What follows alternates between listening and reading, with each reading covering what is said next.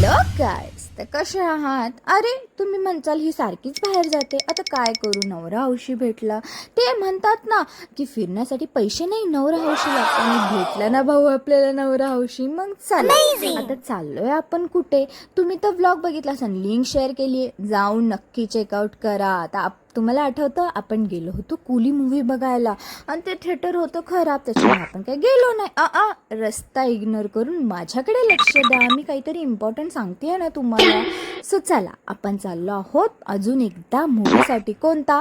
कुली movie बघण्यासाठी, ते पण सेकंड टाईम.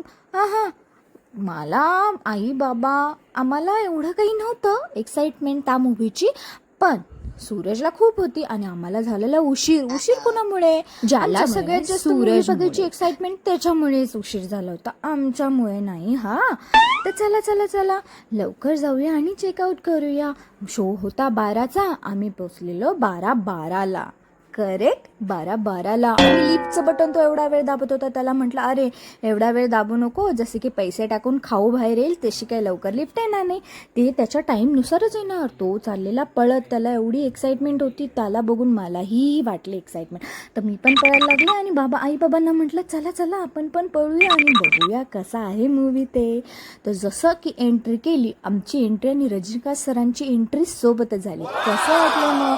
आणि हे गाणं मी ऐकून इरिटेट झाले, कारण की त्याचं हे सगळ्यात फेवरेट गाणे. हे बघू शकता माझे हेअर पण ओलेत. कसं बसत आणि आम्हाला म्हणजे असं जबरदस्तीने आणले, मी आई बाबा आम्हा तिघांनाही त्यांनी जबरदस्तीने, तशी जबरदस्ती नाही केली. तर म्हटलं चला आम्हाला पाहायचं, म्हटलं चला. आणि खरं सांगायच मूवी ऑसम आहे, मला तो खूप आवडला मूवी. तुम्ही खरंच चेकआउट करू शकता.